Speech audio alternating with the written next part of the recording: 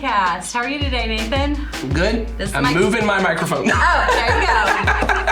I realized it was not in the right position. Is it now? It is. We're good. We can keep Not going. covering your face, is it? It was not in a great position. All right. Well, we're going But for it's in a good position now. Yes. Well, this is Nathan. If you don't know Nathan, he's my co-host, and I'm Molly, and we're not great parents. That's just true. Here to talk about being good parents. Yeah. What we mean by that is being good parents in the sense that we are raising our families and our children with our feet pointed toward God and raising in the goodness of God. Yeah, and our hope is over time, if they continue to seek Him first, as we said in our last main episode, kind of as their thing, right? That God and church, that's their thing.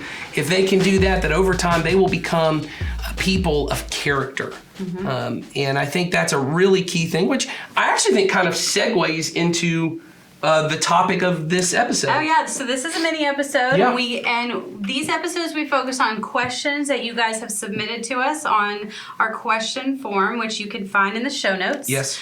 So please feel free to submit any questions that you have for us. And so we have this one that we're going to just tackle today for the whole episode. So I'm going to let you go ahead and read it, and then we'll get started. All right, so this question comes from Anonymous. So, it is an anonymous form, but if you want to let us know who asked it, you can also put that in there and say, this is from whoever it is. We won't and we'll tell name you. drop you. Oh, no, we won't. Yes, if you ask us, well, don't send your name if you don't want me to say it, but if you'd like some recognition. If you're proud of your question. If you're proud of it and you want me to know who it is, if Okay. you're a super fan, That's then, true. then let us know. But we already know because you're wearing the merch and stuff. If you're That's right. You're just coming up all the time. You got the hat. Keep talking Yeah. about the merch. Eventually it's go. going to happen, people. That's right. You got yourself the little coffee tumbler. It's There all you good. go. All right. They said, so I need to break up, which I like. They started with the word so. It's not a question. They're just telling It's a us. statement. So I need to break up with a parent and help my child break up with their child. The other child is not a good influence on mine, which has just recently become evident. I don't know how to approach this. Any ideas? Okay.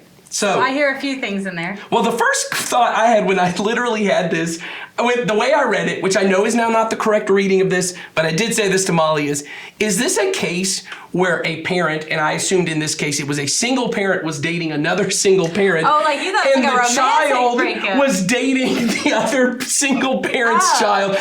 I need to break up with this single parent. So this child needs to break up with the other child. It was very confusing to me when I I read think it. it means more of a friend thing. I also think you're right about that, but But you did go straight to a double romantic relationship. well, break here. up with me had a very specific connotation, and I am now wrong. We are assuming this is a question about a parent who is friends with another parent. Right. And that their kids are friends, and that the parent who asked this question has recently discovered that this other parent's child is having a bad influence, On their child. and that therefore these parents now need to stop being friends because the child needs to stop being friends with this other friend. Okay. Is that how you read it? That's how I read it. So, Okay. and I think that that's all we can read it as because that's the information we have, right? So Yes. we know we've got parents that are friends. We know we've got kids that are friends. And we have parents that are concerned about the relationship that the two children have because one is too influential over the other. I just feel like at both And so when I said therefore it, they want to move the whole family away from both the I parents. feel like and we the need a chart. I- We need a I chart would've done- connected by string and look at just different dots. I was going to say, it was not the most difficult chart we could draw. No, that's true. That's true. Okay, so let's just start with the basic idea that I think every parent deals with at some point, which is once your kid is above 2 to 3 years old, there are other people who have lots of influence on your kid. When you have a newborn, I mean, I guess even if you have a newborn, you're sending them to daycare or something, but I'm assuming in this case, when you have a newborn and you're with them all the time, you're feeding them, you're doing all that, you you're not just the primary influence, you're almost the only influence on your kid, right? But by the time they're at least school age, Right. Well, we've talked about how, the younger they are, the more control we have, the Correct. more ability we have to control their circumstances, to control who gets to be involved in their lives, That's right. where they go, how much, what they eat, when they sleep. And those are necessary things. Yes. And as they get older, those things begin to change. And we Yes. as parents have to have a strategy for that and have to have a plan for that. And as a personal control freak, that isn't always easy for me, because the more that I have to start kind of loosening those things up, because that's the natural course of life my child's going through, the harder it is, because I want to just and control it. So Yeah. I think what we're really talking about is the idea of control and influence. Yeah, And so where do where they we fit? shift sort of from controlling all of our kids' movements to what does it look like for people and things to be influential in our children's lives. So I think, as Molly's already said, and I just want to hit this, I know this is not most likely, just from what I've read, this is not the age of parenting you're at, just by what the information I have. But if you're in the age, I'd say probably 8 and below, Right. certainly 5 and below, control is your primary form of parenting. And here's what I mean. You don't go to your 1-year-old and ask your 1-year-old, do you want to go to bed at bedtime? You don't ask your 3-year-old, hey, what do you want to have for dinner tonight? You're making the choice. And I'm not saying you don't include them in the decisions. Right. What I mean is, they are not the one who are controlling those decisions. Things like behavior. That's why we talk about consequences a lot. When my daughter was little, there was a lot of little pops on the hand of no, right? There were lots of no-nos in our house, right? No, you can't go climb on the stairs. No, you can't touch that. But by the time a kid's 8 or 9, no is not very effective. Not at all. No. So, but I want to make this clear. It is very necessary. If you are a young parent with young children, control is not a bad thing when your kids are little. It's how you set boundaries to teach them what's healthy. Mm-hmm. So control over sleep schedule is really important. The amount of parents I talk to who have 2-year-olds, 3-year-olds who are staying up till 1 a.m. Right. Because the 3-year-old kind of, and I'm not in your house, so I don't know, but this is what it seems like when I have those conversations with parents. It often feels like the toddler gets to decide when they go to bed, but your mom and dad, you get to decide, and it is going to be tough because they've kind of lived in a routine where they get to be in control. But you are in control because they are not going to make wise decisions. You know what's healthy for them. So you're in control of when they go to bed and a lot of their behavior. When a 1-year-old is screaming and throwing a tantrum over something, it's okay to say, no, we're not going to do that. And you're going to need to go to timeout, or you're going to have this consequence until something happens. That's appropriate. So I think control is an important part when they're young. Oh, absolutely. It's a primary way of parenting when they're young. And it's loving. I think sometimes it feels like it's not, in the way that it often. Let's go ahead. I would say it's part of training your children, and, yes. You have to have some level of control. If you didn't, it would be a disaster. And I think you need to have more than you think you do. Absolutely. And I think, and I would say, even if you're a very authoritarian type parent who likes to have lots of control, honestly, you're probably really good with young babies in your home. You're really good at the sleep schedule thing. You probably have that down. Yes. And so I think, but there's a lot of parents like me, who I'm so feeling with my kids. Sometimes it's like, well, but they don't look that sleepy, and they're going to cry when I want to put them to bed. And they're going to say, Mommy, can't I just stay up? And we're still having so much fun together. And we're doing all of this. And it's not until they're 15 and now they go, but Mommy, I really want to go spend the night at my girlfriend's house. Oh. Then you want to take control and go, no, I don't like that. No. But when they're 3 and they say, I just don't want to go to bed, they're so cute and it's not that harmful. But the control is important there. From those control years into, what does that look like, I think? So I think once you make the decision, we were talking about this before we started, I'm in a more of a unique situation. We talked about that. I homeschool. I have a little more control than lots of parents of school-age children. And this is not the reason that we homeschool, but just by the nature of my kids are with me pretty much all the time. I have the ability to control more. If you watch me with my kids, I don't look in control all the time, but that's because we're trying to shift more to influence. Right. But I would say by the time you decide we're going to put our kids either in daycare or pre-K, 3K, 4K, they all different kinds of ages now, just by the very nature of it, you don't have very much control because you are not physically with your kid. Right. There is another person who is in control. You have influence, Right. but you may not always have control. In what ways, Molly? Because you have had your kids. You've been working the whole time you've had your kids. How long? Let me ask. When did they start in 3K? Did they start in 4K? So I went back to work with both of my kids really young, and for the first few years of their lives, because both of them had a medical thing that I wanted a lot of control over. Right. Well, and I will say once again, that's a different thing. If I had a child, and your child had a special need that was that, but if I had a child who had a physical special need, if I had a kid who had a special need that was mental related, you might have to extend what your control is. So my control, well, I probably had more than I needed, but we've talked about that. Yes.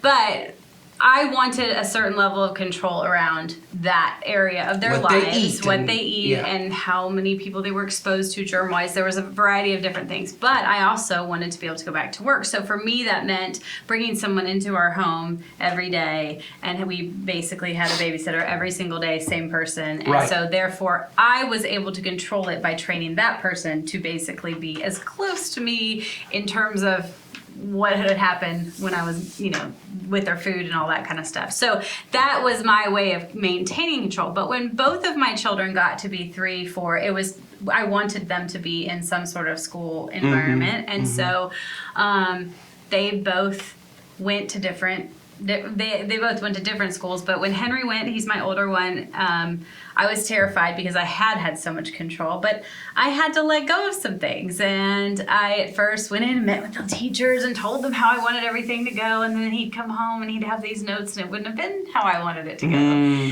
So that was a little bit of a struggle. Or I'd think, well, just do this with him and it'll be like easier. He had a really hard time in the first couple of weeks of socializing. And this teacher said, well, he won't leave my side. And I was saying, well, just walk away. And she was like, oh, we don't do that. Well, I wanted to still control what was happening while he was there for those 3 hours in the day.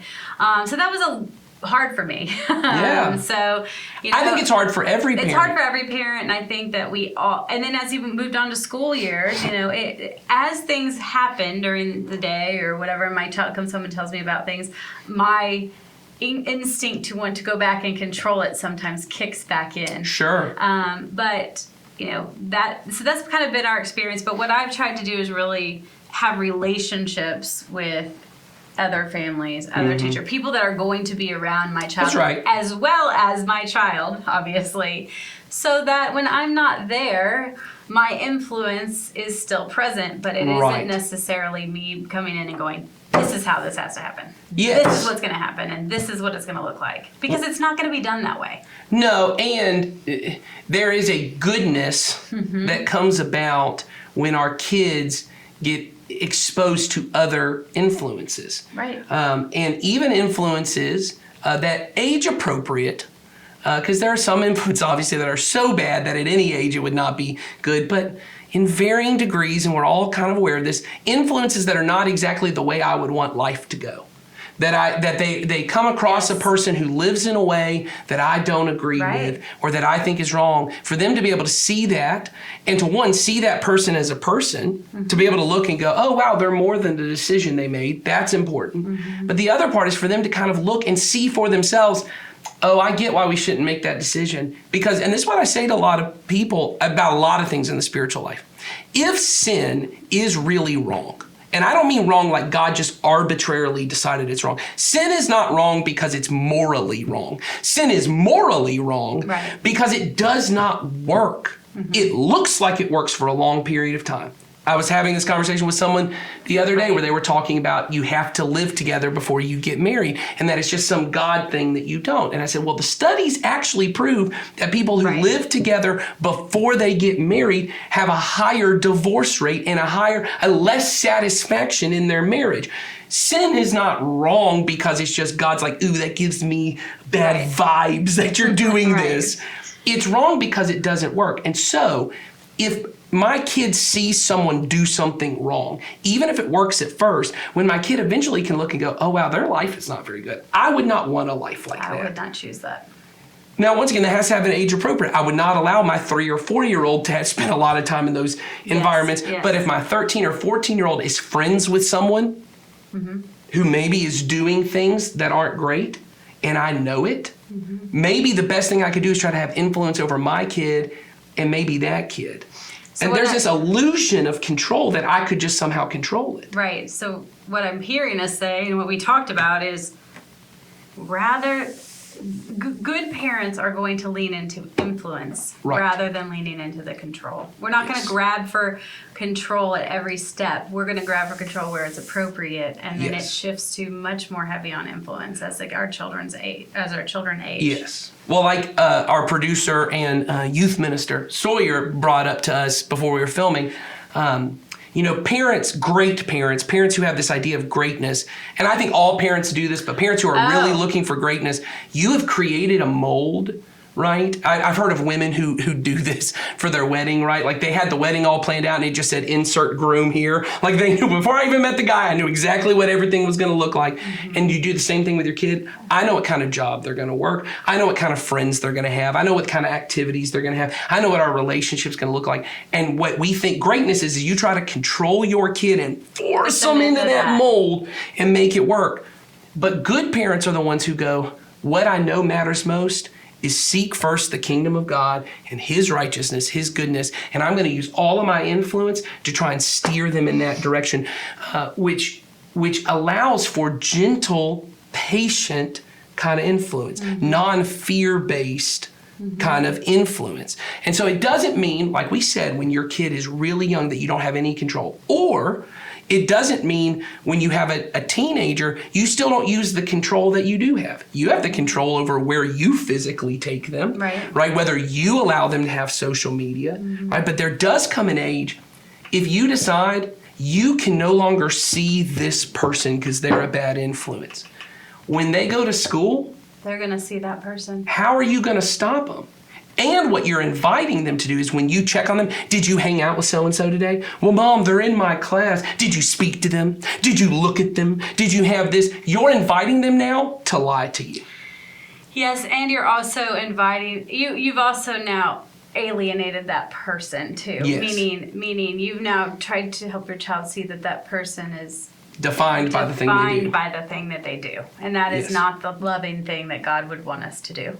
And so I'm not saying there are no people Right. that your kid should be protected from, but I would make sure I put real perimeters and borders around what is the kind of behavior that would cause me to say this person is not acceptable for you to be around. Obviously, someone who is doing something criminal, right, and trying to get your kid to do something criminal, I would say, okay, yeah, that's probably not a good idea. Or somebody who's going to do physical harm to your child, right? Any kind of abusive situation, I would step in and do something like that. If the influence is they use language I wouldn't want my kid to use, they dress in a way, I know a lot of, because I have all girls, I know other people, they see other girls who dress a certain way, and you now notice your teenage daughter wants to dress that way. Right. Or they're disrespectful. Yeah, well, we had one of our daughters, when they hang out with a friend that they have, they often come back a little mouthier than they were before, and I've had to say to them, hey, I get that when you're with them, maybe there's a way that they speak to their parents that they're okay with, but when you're with us, you can't speak to us like that, right? And I'm going to use the influence I have to make that happen, right? But you look at these situations and you go, all right, these kind of things, I'm not saying they're not long-term harmful. Oh, if my kid dresses this way, then they'll get into this and that. Or, oh, if they speak people this way. We go to that, what is Jason, who's on staff here, he's a counselor, catastrophizing. That's what he calls it in his, I take this little thing and I go, it's basically the slippery slope approach, right? Which gateway. This is the gateway. They're going to do this, they're going to dress this way, and then they're going to be a teen mom, and I'm going to be raising their kid. Right. Like you go to all of those things. We go to the worst case. Yes, and if you would choose in that situation to not be a great parent who reaches for control and says, Yeah. no. Now, once again, you do have control. If you've got a 13, 14-year-old kid and they want to buy clothes that you're not comfortable with and they don't have money to buy it, it's very easy for you to go, I'm not buying you clothes like that. So that is control you have. But by the time they're 16, 17, are they going to get to make that choice for themselves? You're going to have to figure all of that out. So I think the conversation we want to have is, now that we've kind of done a general overview, which I think has been, when they're young, you need to have control. And your goal is, and I said this to my girls the other day, I don't create rules. It's a little bit like Jesus said, Sabbath was not made, it's the other way around. Man was not made for Sabbath. Right. Sabbath was made for man. God didn't make rules, commands. It's this thing we're saying about sin. He didn't make it because he wants to control me. He wants to put boundaries around what is good and healthy, to block out the things that are not good and healthy, so that I become the kind of person that he could trust to live in his kingdom, that he could trust, as we said last week, to be in that community with the Lamb at the center. So I said to my girls, look, here's the truth. All I'm looking for is I want you to become the kind of person that I could trust. I want to have a relationship with you. When you're an adult, I want to be your friend, but I can't be friends with people who are constantly disrespectful. I can't be. I can be in relationship with you, but you are not going to be a trusting friendship to me. Right. You're a person that I'm trying to sway towards Jesus. You're not a person I trust. If you're lying to me all the time, right? If we, and this is how I see obedience, maybe this is not right. That is a relational agreement we make. When you're the parent, your part in the relationship is I tell you what to do. And the agreement we make is that you will do what I tell you to do. And when you choose to say, yes, Daddy, I won't watch that TV show, but then when I'm not around, you do, that's not only dishonest, it's a break in the agreement. You didn't hold up yours. Well, I don't have friendships with people where I say, hey, will you come help me with this project? Yep, I'll be there. And then they go, well, they don't ever call me. And then I'm left holding the bag. Eventually, you have to get into these things. And what I want for my kid is to be able to have influence, not control. That's where I want to get. So when my kid is little, lots of control. By the time that, just by the nature of them being out of my presence, I don't have as much control. I start slowly moving to influence. You should still have more control of your 8-year-old than your 18-year-old. Absolutely. It's not like one day it's, hey, now we're going to influence. Here's the keys, do whatever you got to do. No. It's a gradual, it's a weight thing. Yes. And when they're little, I would have lots of control over who they're hanging out with. I would want them to be the right influences and all those kind of things. But by the time they're 13, 14, I have very little control. If I try to put a lot of control over who you get to spend time with, when you go to school and want to hang out with that kid, or you come to church, maybe this kid is a kid who goes to church and you don't like their influence. If they choose to hang out with them, I don't get to control it. And all I'm either doing is forcing them to try and rebel against me, or to somehow be dishonest with me, or just be in this weird, awkward situation where they're like, well, my mom doesn't like you, so I can't be friends with you. Oh, that's fun. So it's this weird thing where you have, and then what ends up happening is when you grasp for control, when you're not able to have it, you actually lose all control. Yes, you Because do. eventually, once your kid's not telling you the truth, you think you're in control, but have it you're all. not. They're in the whole thing. Because all they have to do, this is how simple it is. Molly, let's role play this a little. You be my mom. yeah. You've told me not to hang out with Sawyer, okay? So ask me, did I hang out with Sawyer? How was your day today? My day was really great. I followed every rule that is possible. Hey, was Sawyer at school today? I didn't even notice. Really? Yeah, maybe he was there, but Mom, I didn't hang out with him. You told me not to hang out with him, and I didn't. That's great. That- I'm really glad that you did what I asked. And I'm being 100% honest with you.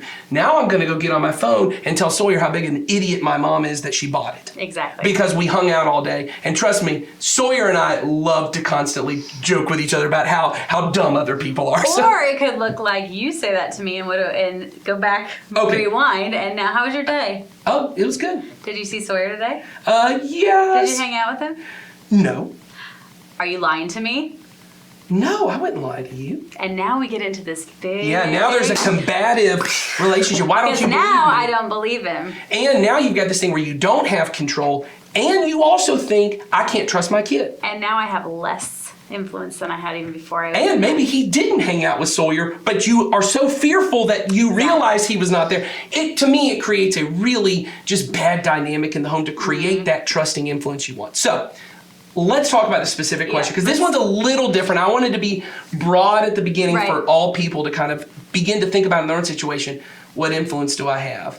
So in this question, I would first start with what is the influence? What is the bad? Yeah. What is the bad behavior? So if it's something we talked about, like if the influence is the things that are really a problem, if this kid is somehow, I don't doing know, something that harms themselves, if Yes. it's doing something that harms your child, if it's something that and let's make that even more clear. If it is illegal. something that is doing physical harm, if they are somehow involved in drug activity, right, drinking, something like that, if it's something sexual that's going on, that's physical harm. I don't mean harm like, well, it's harmful to your soul to say a curse word. Yeah, Like, I don't we're mean not that. talking about I that. mean actual harm No. to your body or your person. Like you said, criminal activity. criminal activity, Right. physical. I mean, Yeah, at physical that point, I might activity. want to step in and be like, hey, look, I really think. But once again, I If you don't don't think. like what this kid's interested in doing, if this kid Yes. has different They're lazy interests, and you don't they're like that they're lazy. You think they talk to their parents about that is not what we mean. Yeah, or they're saying language that you wouldn't want your kid to use. We're talking if this is something very specific that these are issues that really need to be addressed, Yeah. that's And don't you think you Different would do it approach. either way, even with the one where it's like criminal activity? Don't you think you would step in from a place of influence? And I'm not saying that you wouldn't put somehow consequences involved, right? Like you use a little bit of control you have of, hey, well then I own the car, so I'm going to take the keys. Right. Or I own your phone, so I'm going to take the phone. I'm not saying those things. Those may be the those are appropriate boundaries. a level of Consequences. boundaries to put in place. But I would always start from a level of influence where I would go to them and I would go, hey, I've seen this in this other kid. How do you feel about that? Right. You know, or I heard that they did this. How do you feel about that? And allow it to be from a place of conversation. Now, once again, because you gave us very little info, if you somehow know that both of the kids are involved, one, I always want to say, how do you know your kid's not the bad influence on them? Well, you always have to wonder that. If they're both doing this thing that you don't want, why are you so sure that the other kid is the bad influence? But maybe you have a reason to think that. Right. But regardless, I would still want to have a conversation, not just I'm laying down the law, this is the way it is.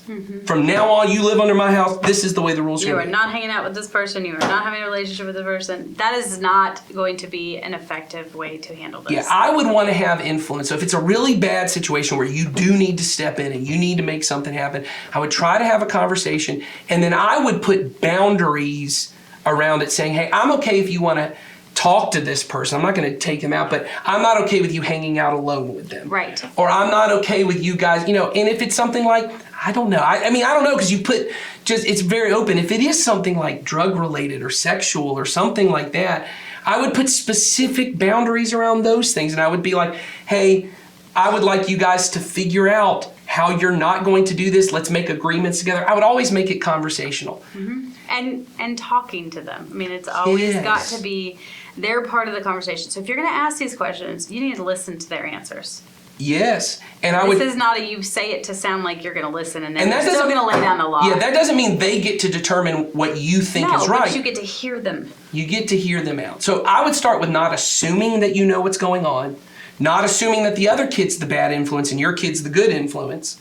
And I would try to have a conversation. Now, that's all if it's like something pretty damaging that you need to step in on. If it's something you just don't like, I don't like the way they dress, I don't like the way they talk, I don't like the music they listen to, they watch R-rated movies and you're not old enough to watch R-rated movies. Right. I would, once again, try to have a conversation and just say, hey, I've heard them using this language. This is where your influence as a parent needs to be bigger than Yes. the other influence, or at least you as a parent having those conversations, that is going to have more weight Yes. than you think. And so I would have that conversation with them of, hey, let's try and figure this out.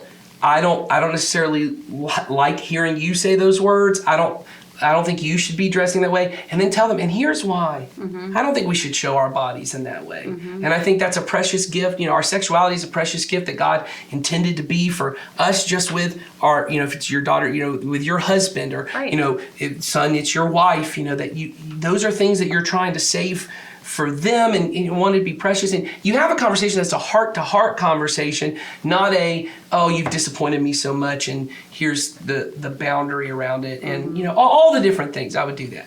But the other part of this, and Molly really hit on this, and I think it's important, is you're also mentioning I need to break up with the parent.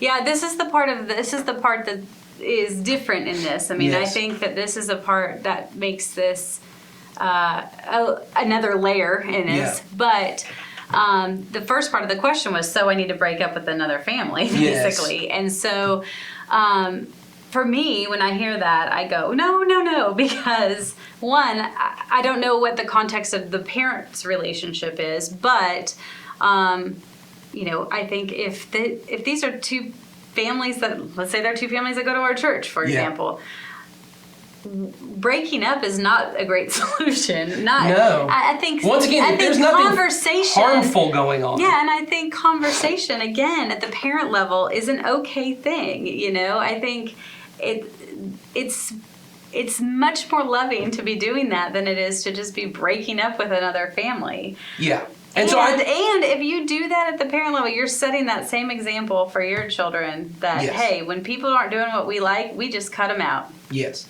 Well, and I think that's a really good point, Molly. And once again, because you're about who do I have influence over? If this is obviously a parent you have a relationship with. This isn't like a kid at school that you have no way to really know who their parent is and talk to them. This is someone you're in relationship with.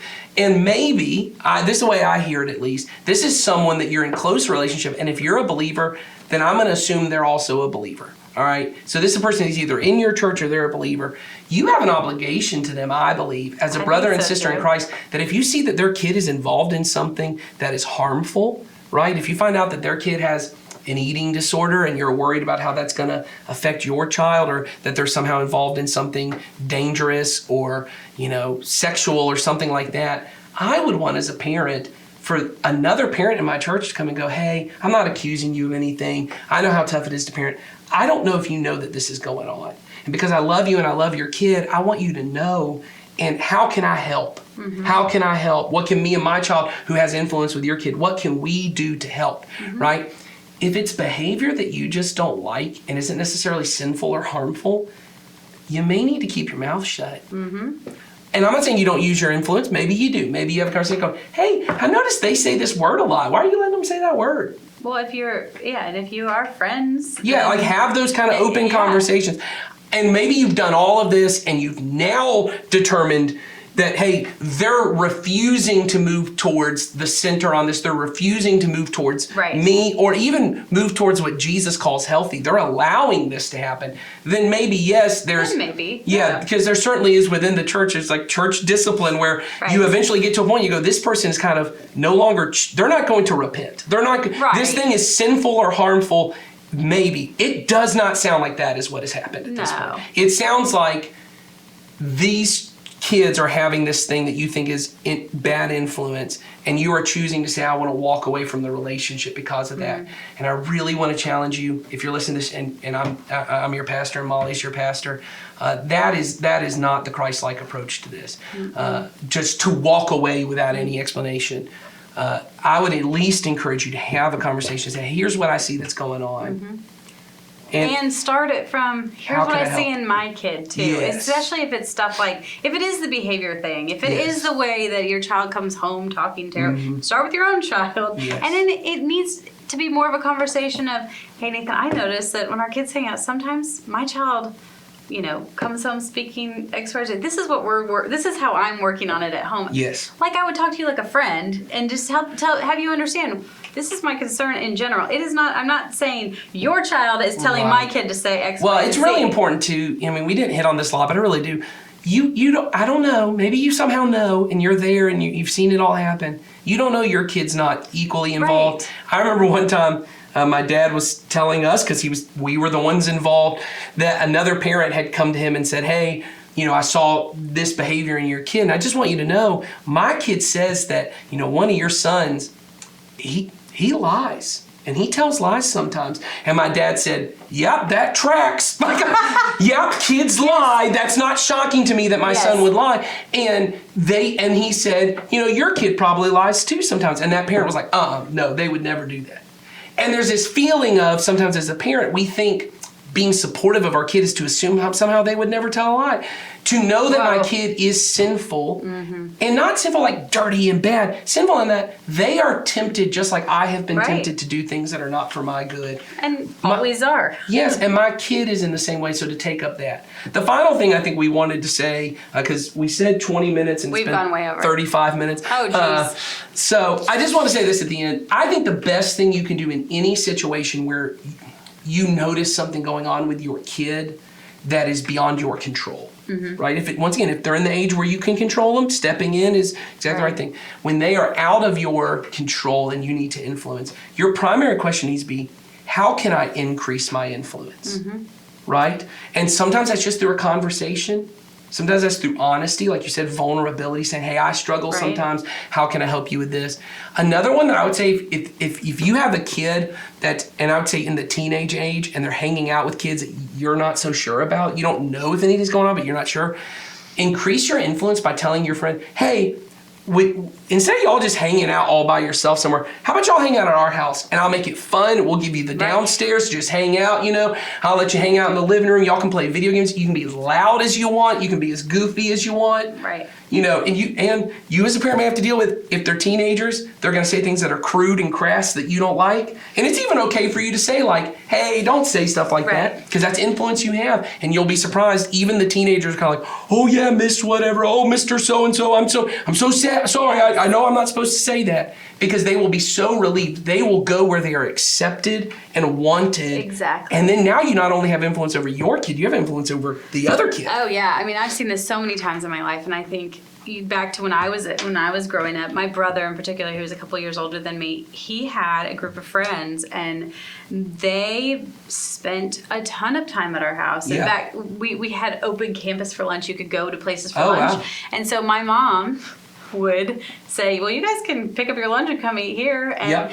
and that became time after school, Yes. and so eventually these kids were at our house sometimes without my brother even there, and then my brother went away to college, and these kids still now, however many years later, I don't want to say how many, but they're still very involved, and my parents had tremendous influence in their Yes. lives and in the life of my brother, who felt like it's okay for me to go make friends, and whoever they are I can bring home, and Yes. and it was such a great thing to be modeled to me. Yes. Last weekend, or a couple weekends ago, Henry had a friend from school spend the night, and they were obnoxious and loud, and they were really driving me nuts. They were watching some stuff on YouTube, but they were in the living room with us, and it was just stupid stuff that I just didn't want to hear it. Yes. But I just Yes. did my thing, and I was listening to and they were laughing so hard, and Ben said, they're driving me crazy, and I said, I know, but they're here. Yes. But they're here and they want to be here. Yes. And so and now let's you let have them. that influence. Yes. And if the influence you need to increase is over the other parent,